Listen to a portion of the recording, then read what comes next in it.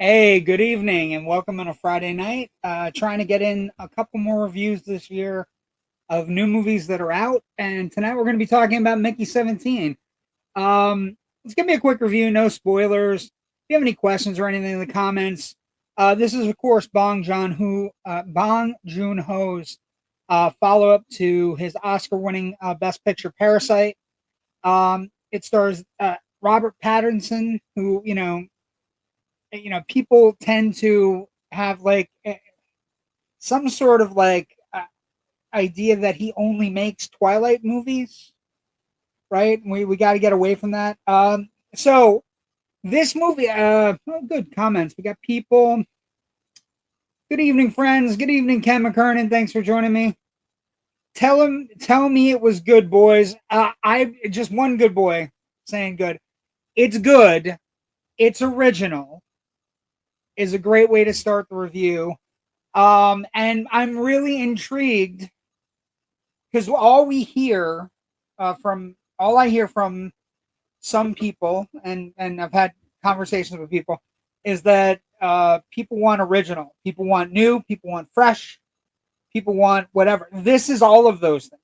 It's a sci-fi satire that's also romance. It's also an action adventure because they're colonizing a new planet. And so my question is going to be how much you can take. It is heavy on the satire side. So basically, it's a dark comedy. It's in the same kind of realm as Brazil, or it's like a combination of Brazil and Gattaca. If Brazil and Gattaca had a baby, it'd be Mickey 17. So if you like Brazil, like the darkness of Brazil and like the cloning aspects and the genetics of Gattaca, it's got something similar. Obviously, it's not science heavy. The science is for comedy effect. But it follows this guy named Mickey, Mickey Barnes, and basically he is having a tough time on Earth. Earth is in the midst of a giant like colonization of other planets because Earth has gotten so inhospitable. So take for what you want from that, whether you want to say climate change, whatever. It doesn't matter. It's like a lot of dystopian movies set in the future. Earth is inhospitable, so they decide to colonize. Mickey gets into a little bit of trouble with a loan shark, and him and his partner get in trouble with a loan shark, and his partner has skills and Mickey doesn't. Mickey's just a cook. And so he inadvertently signs up to get on the next shuttle off the planet as an expendable. The name of this episode is the Expendable episode, so you're going to get it here.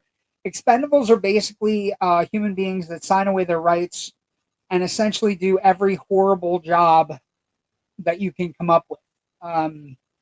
Testing out vaccines and testing out the atmosphere and testing out radiation sickness. All of those things come into play. And throughout all of it, what I want to say to people is you need to reassess Robert Pattinson because he is spectacular in this movie. He is really good. He has two different Mickeys to play, which is a whole other side post of the clone thing. Basically, when you have two versions of the same person, a bad thing happens on Earth with two versions of the same person, and so it's deemed illegal. So he has to play the rest of the movie trying to figure out, but he's playing two different characters. They're very Mickey 17 and Mickey 18 are very different in their approach, how they view their history, all of these things. And he has two fully functional characters in the movie. It is really a showing of how good an actor he has become away from Twilight, which I think is he gets a lot of shit for being a glowy vampire that every girl that was 15 or older was in love with. He always looks like a sparkly vampire. Yeah, I don't think he does. I've enjoyed his Batman. His Batman is fantastic as well, but I think this is another way to get out from under anything where he's been making a lot of good movies, actually, to be honest. But he makes good movies with good filmmakers, and he kind of like does whatever. Fine, JW, good boy. Appreciate it. Not original adapted from a graphic. No, I don't mean it. I don't mean that. It's not an original screenplay. It's an adapted screenplay, Raven. What I was saying is, it's an original movie. It may be part of an IP, but it's not an IP that's been, I hear everything. We don't want any more. We don't want Marvel. We don't want Star Wars. We don't want DC. We don't want Godzilla Kongs. We don't want all this stuff. We want new, fresh, original concept ideas. And I keep on saying to those same people, well, when an original movie comes out, you need to support it. This is an original movie by a really good director. Bong Joon-ho has become really great. He's made several movies, and they're almost all incredibly well done films. If you look at his films, they're spectacular. Where he's just kind of come into his own. In 2006, he had a movie called The Host, which if you haven't seen it, find it. It's great. It's a big budget kind of action movie with a family going after an undersea monster. It's great. He did Mother. He did Snowpiercer. He did Okja, which is a fantastic movie if you've never seen it. Basically about a little girl and her giant genetically modified super pig. Fantastic. It's incredible. And one of my like 2017 it was made. It's a great movie. And then he made, he finally got recognized for Parasite as a best picture. But The Host and Okja and Snowpiercer are all fantastic movies. They're all really good. Amazingly well done. Sci-fi heavy, dystopian heavy, satire heavy. And here he makes a really interesting movie where you're talking about cloning, you're talking about lower class people versus higher class people. Mark Ruffalo and Toni Collette play a politician who can't win an election. Take that for what you want. And when he doesn't win a second election in a row, he basically starts his own religion, and he basically gets them all on a plane or a ship to colonize another planet. And that's the gist of the movie: is the haves, the Toni Collette and the Mark Ruffalo husband and wife politicians, and the have-nots, Mickey, who's an expendable, who basically they put through all kinds of torture, finding vaccines, testing pathogens, sending them out on really difficult missions with the native race on the planet that they go to. And it's got a lot of comedy. It's also got some really great performances. Naomi Aki's also in it. It's got Stephen Yeun plays his friend, who's also kind of like a backstabber. And Collette and Ruffalo is essentially extending his role from, the recent spate of roles that he's done, where he's basically been this kind of shitheel of a person. And it's a really great kind of thing from him. Not original adapted from McGrath now, but I mean original film. He's a good actor, swallow his shit, but I give the person who adopted those scrapbooks into some if not horrible movies. All those movies have very moral themes. Yeah, they're really good. The director, that is, he is very much into the morality of big business versus the little guy. He's very much in the morality of, how we're eating, how big business kind of grinds up people. But The Host and Okja and Snowpiercer are fantastic movies. This isn't as good as those three, but it is original. It is a big concept, big budget sci-fi movie that's opening in multiplexes with original themes and original things going on, and two great performances from Pattinson as the lead character, and Mickey 18 as well. So I'm really kind of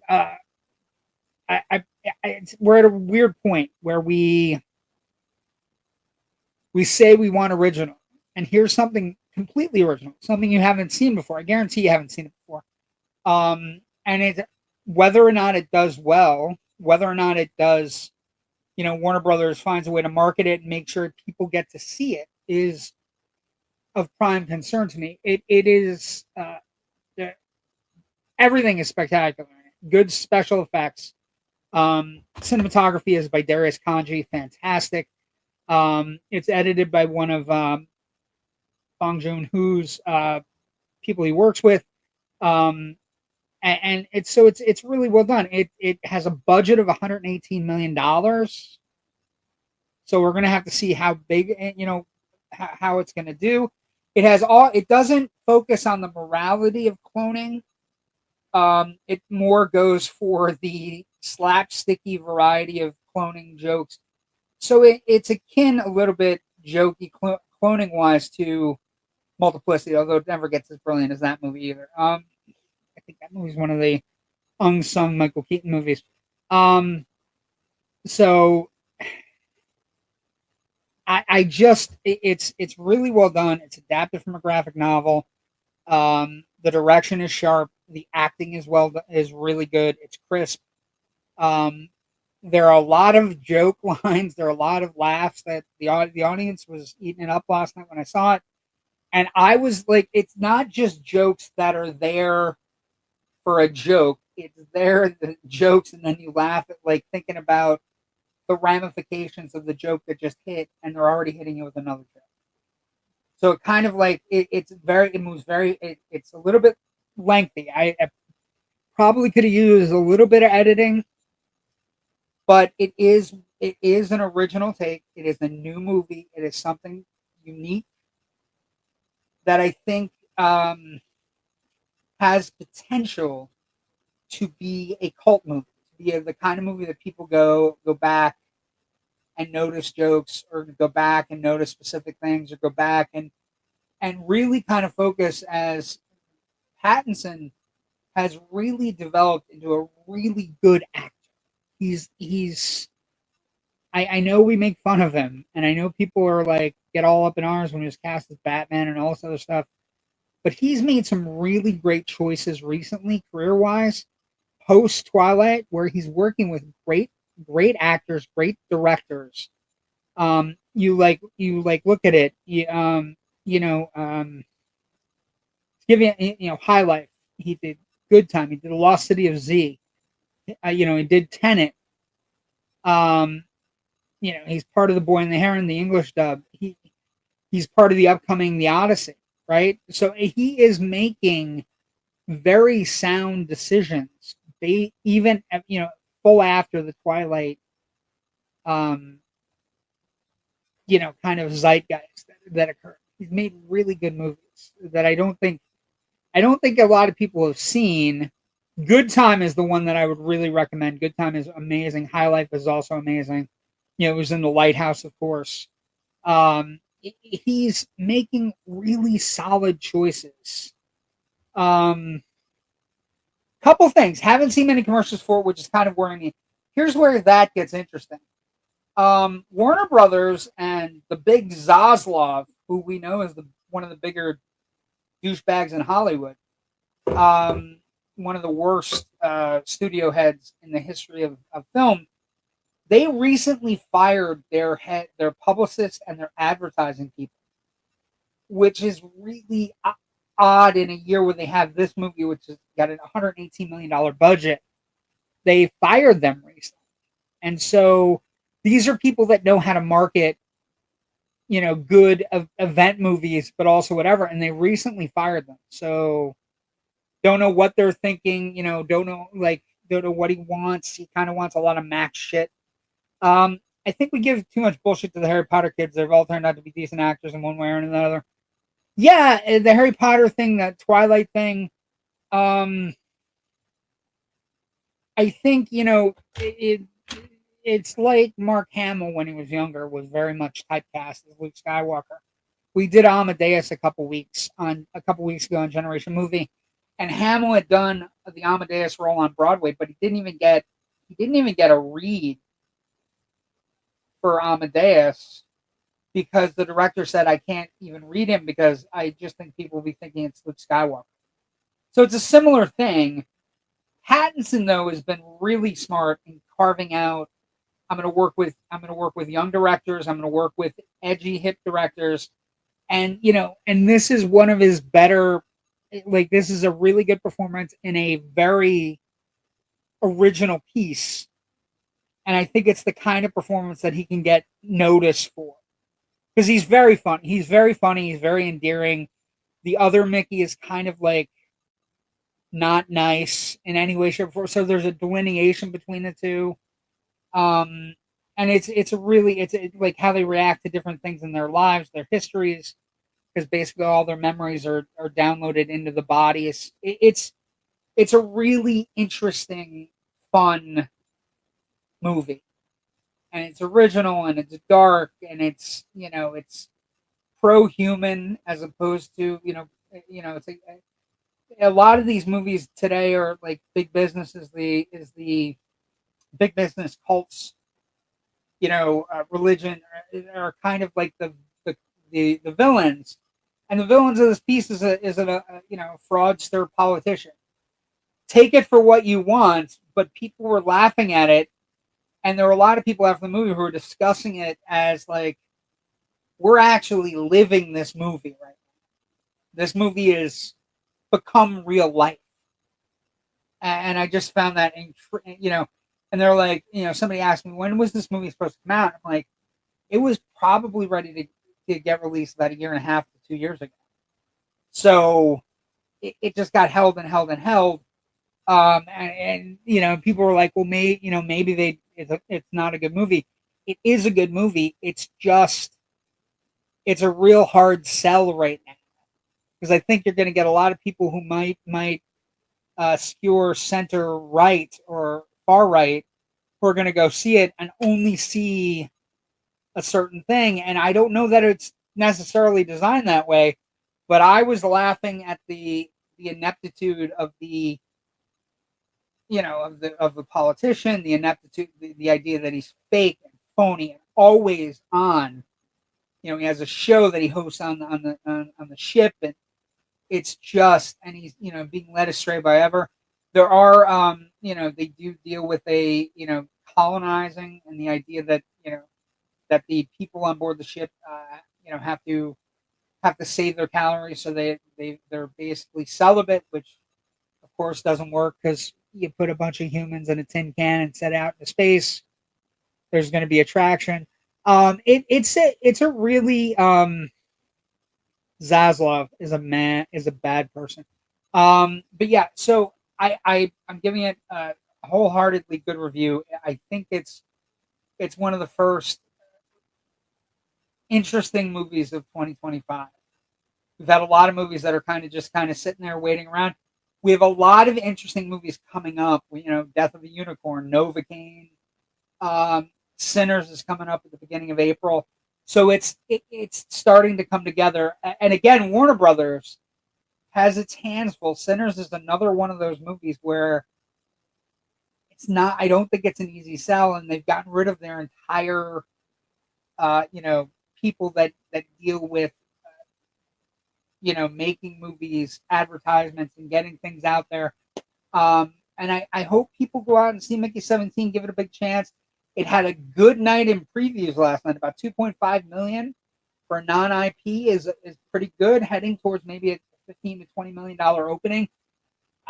It deserves it. It needs to make a lot more to actually for Warner Brothers to consider it to be profitable. But I do think it's one of those movies like Brazil, like Gattaca, like movies where we talk about them now after the fact, where they may have not done great in the theaters because of their material, but after show hosts are the worst. Thanks, Kyle.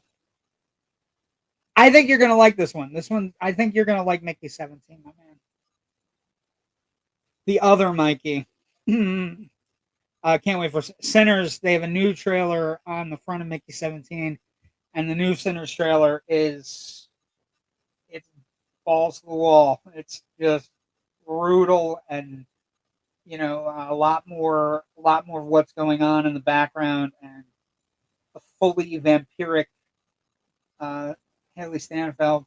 So we'll see what happens. But again, that's another hard sell. At a 1940s set African American led vampire movie set in the bayou after World War II. It might be hard in this environment. Worried about the marketing for that now that you said they dropped their marketing thing. Yeah, it's a weird thing But Mickey 17 is a good test case. I don't think you have nearly the same amount of trouble marketing a vampire movie directed by Ryan Coogler of Black Panther, starring, Michael B. Jordan. You know what I mean? Like, I don't think it's as big a problem. Pattinson has a different kind of cred than Michael B. Jordan does. So we'll see what happens. I don't know, but I enjoyed Mickey 17. I think it's well done, highfalutin sci-fi, not highfalutin, well done, slapsticky sci-fi parody satire that is very much in line with, Okja and The Host and Snowpiercer. It's probably not as good as Parasite, but Parasite is one of the more brilliant movies released in the last 20 years. So, but it is good. It is original. And whether or not you decide that you're going to go see and support original movies is a big deal. I mean, yeah, it is an adapted screenplay from a graphic novel, but that's not the same as, comic book movie or whatever. And all I hear from people when we're on Loud Nerdy, when we're on Generation Movie, is not enough original movies. We don't get enough original. Gattaca is the one I was thinking about because of the cloning and stuff. I just think it's I was thinking of like Brazil and Gattaca had a baby. Mickey 17 is kind of like, because it's got the wacky Brazil kind of dark satire, dark humor, but it does have some cloning stuff where it doesn't really get it too much into the sci-fi. It delves more deeply into like the cult of personality around Ruffalo's character, the idea that he's up on high and that Mickey's an expendable. But very humorous. You're laughing at a lot of the jokes as more jokes are hitting. You're then thinking about the jokes and what that joke means to the rest of the movie. And then trying to piece together, it becomes like a real interesting, fun kind of like adventure film because they're colonizing a new planet. So there's, alien species to be had, and it's like I said, great cast, interesting, fun sci-fi. There's Mickey where they basically put him out of the ship and they're like, just take off your helmet now. We just want to see what kind of pathogens, breathe them all in. And then it cuts to another scene of all the scientists breathing in. That's him there, and you can kind of see in the background, see the flamethrowers. The two Mickeys, Mickey 18, Mickey 17, Ruffalo as the politician that just his name is Kenneth Marshall, and he's an egomaniac. And they're going to this planet called Nilfheim, and he's basically setting it up so that he's basically setting it up to colonize and also procreate new people. It's just crazy. And then there's Pattinson. Pattinson has become a very good looking leading man, and I think movies like this, I just think it's possible. Grumble should have been Blade. Dumb Marvel. We're not seeing Pattinson play Vamp again for a while. Laugh out loud. And then Kyle wrote glitter vamps, but that's exactly what I'm talking about, though. The idea that he's done so much more than just Twilight, and he also has an outstanding Batman movie that grossed almost $750 million, and we're still on his balls about fucking Twilight, which, by the way, may not have been our cup of tea, but a lot of people paid a lot of money to see those movies.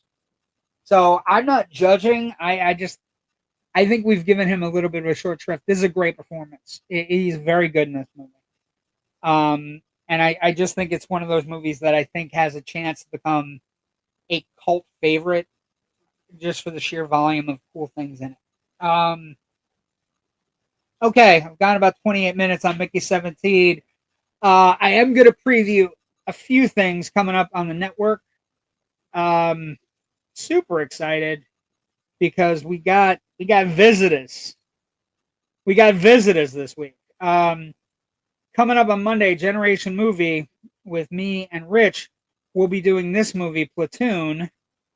Um, one of the great Vietnam War movies made by Oliver Stone, of course. And the cool thing there is that we will be doing Platoon because the amazing Natasha Bogutsky will be back this week. And she's curating the next 3 or 4 weeks of our movies. And she picked Platoon. And so that'll be coming up on Monday on Generation Movie. And then, of course, Tuesday night, we have Loud Nerdy with the boys. The Goodfellas, my good friends Jerry and Kyle. And I'm going to keep on trying to do these movie reviews on Fridays. I might have to do a little bit earlier next week because I usually play Dungeons and Dragons on Fridays, but it was canceled tonight, so I thought I'd get in late. Also, I'm really jealous of Rich Dries, who's seeing Indiana Jones and Temple of Doom and Raiders of the Lost Ark right now. So I hate him. No, I don't hate him. Movie critics that don't judge. I don't judge the Twilight movies. I just think they were a thing of their time. If you want to see Hot Pattinson, just watch Water for Elements. Yum. I don't know that I need to see Hot Pattinson. I'm okay. Happy you're saying it's so good. I can't wait to see it. I enjoyed it. I thought it was really funny. And again, I thought the Pattinson performance was really good. It's not as good as the director's other movies. I would recommend Okja, Snowpiercer, The Host more, and Parasite more. But it's good and it's original. So we'll see if people can find it. Thank you for joining me. Have a great weekend. Go see an original sci-fi satire movie. And everybody have a great weekend. We'll see everybody Monday for Generation Movie and Platoon. Bye.